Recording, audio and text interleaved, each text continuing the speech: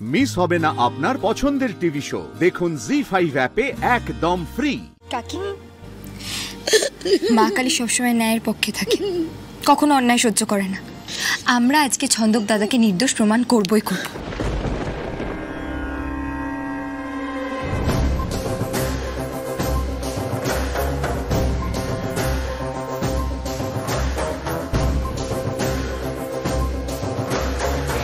Advocate Roychowdhury, আপনি আপনার সাক্ষ্য প্রমাণ পেশ করুন। সরকারি উকিল বলছেন আপনার পেশ করা পোস্টমর্টেম রিপোর্টটা ভুয়ো। আপনার কাছে প্রমাণ আছে যে ওটা আসল, ভুয়ো নয়? সেক্ষেত্রে আদালত দুটো পোস্টমর্টেম রিপোর্ট পরীক্ষায় পাঠাবে এবং শুনানির অন্য তারিখ দেবে। না হুজুর, এটা হতে পারে না। ছন্দক দাদা এতদিন বিনা দোষে শাস্তি পেয়েছে।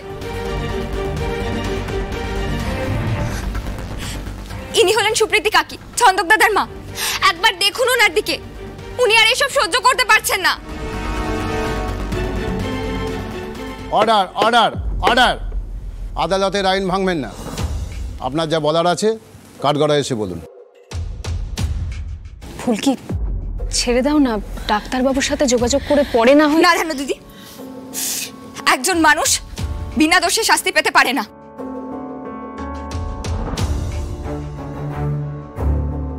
ফুলকি, ফুলকি,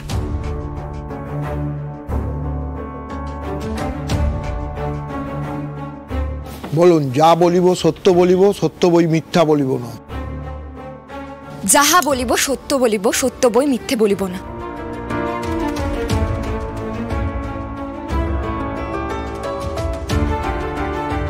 হুজুর, ছন্দক দাদা আমার কেউ হয় না, তাই এই মামলায় আমার কোনো স্বার্থ নেই। কিন্তু একজন নির্দোষ মানুষ যখন সাজা পায়, তখন তার মা, তার পরিবার কতটা শাস্তি পায় সেটা আমি জানি। আচ্ছা হুজুর, এটাও তো হতে পারে যে অন্য কেউ হয়তো ঢুকেছিল জয়িতা দিদি বাড়িতে সেই দিন ছন্দক দাদা চলে যাওয়ার পর। ছন্দক দাদার চাবিতে সাবানের অংশ কেন পাওয়া গেল? তার মানে কেউ নকল চাবি তৈরি করে থাকতে পারে। Objection your honour. আমি আমার ডিফেন্স কাউন্সিলকে অনুরোধ করব এরকম হারা উদ্দেশ্যে সাক্ষী পেশ না করতে। Objection sustain. Thank you my lord. আপনার উইটনেস কাঠগড়ায় দাঁড়িয়ে কিছু মানবিকতার কথা বলতেই পারেন, কিন্তু কেস সম্পর্কে কোনো কথা বলতে পারেন না ওনাকে জিজ্ঞাসা না করা পর্যন্ত।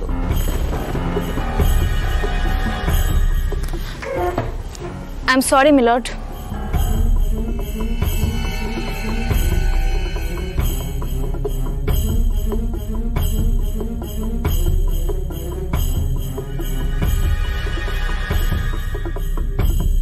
ফুলকি দাস কিরকম সময় নিচ্ছে দেখেছিস? হ্যাঁ, কিন্তু ডক্টর রিপু দলন তো এখনো এলেন না।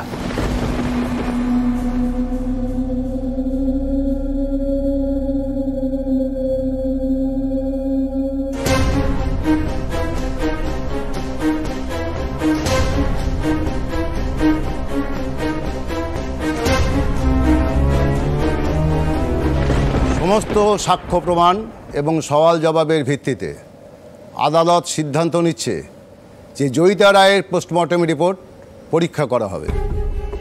যদি রিপোর্ট ভুয়ো হয়। এক মিনিট ধর্মবতার,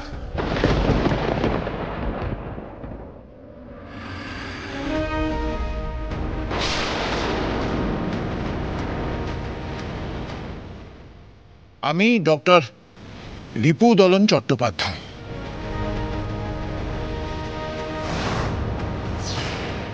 স্যার, আপনি এসেছেন?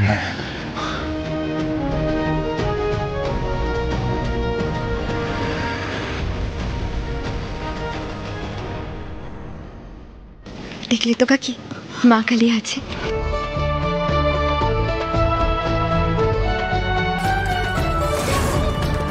এখন তো শুনানি শেষ হয়ে গেছে ধর্মাবতার, আদালত বিচার শুনিয়েও দিয়েছে।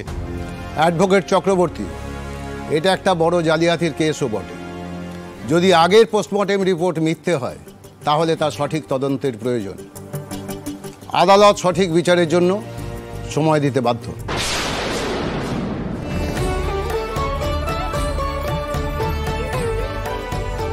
Thank you milord. আমি ডক্টর রিপুদরণ চট্টোপাধ্যায়কে কাঠগড়ায় আনার অনুমতি চাইছি। অনুমতি দেওয়া হলো। বলুন, যাহা বলিব সত্য বলিব, সত্য বই মিথ্যা বলিব না। যাহা বলিব সত্য বলিব, সত্য বই মিথ্যা বলিব না। স্যার, আপনাকে দুখানা পোস্টমর্টেম রিপোর্ট দেখানো হবে। আপনি দুটো রিপোর্ট দেখে বলবেন কোনটা আপনার সই। তারপর যা পরীক্ষা করানোর আদালত করাবে। ডক্টর চট্টোপাধ্যায়কে দুটো রিপোর্টই দেখানো হোক।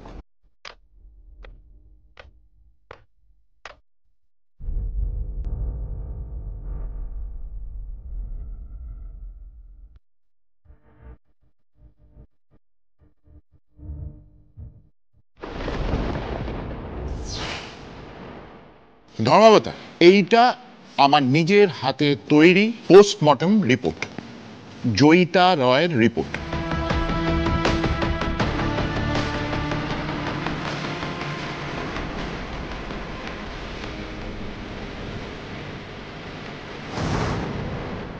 ধর্মাবতা, ওই রিপোর্টে লেখা আছে জয়িতাকে হাতুড়ি দিয়ে মারা হয়েছিল এবং যে মেরেছিল সে বাঁ হাতে মেরেছিল। এছাড়াও জয়িতার নখে 2 ধরনের চামড়া পাওয়া গিয়েছিল।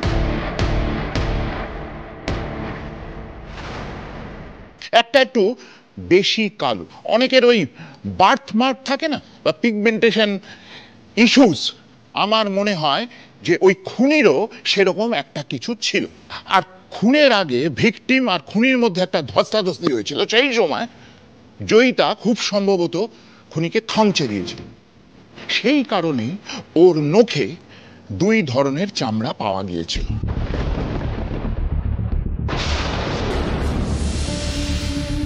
Point to be noted milord, postmortem report অনুসারে এটা প্রমাণিত হচ্ছে যে খুনের শরীরে কোথাও না কোথাও অন্য রঙের চামড়া ছিল। সেটা জন্মদাগী হোক বা অন্য যে কোনো কারণেই হোক, কিন্তু ছন্দক মজুমদারের সারা শরীরে এমন কোথাও কোনো চিহ্ন নেই।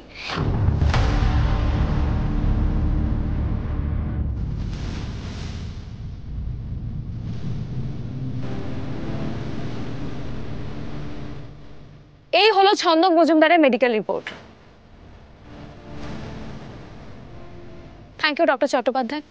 Your witness please. আমার কোনো প্রশ্ন নেই ধর্মাবতার।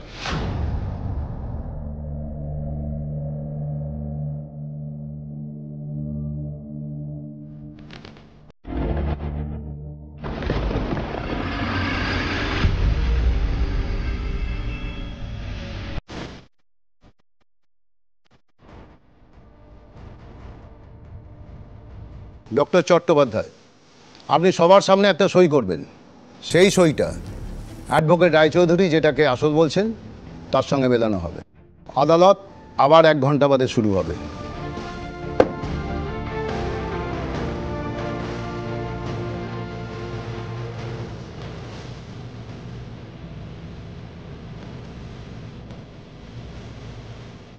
জি5 ডাউনলোড করুন আর সব এপিসোড দেখুন একদম ফ্রি।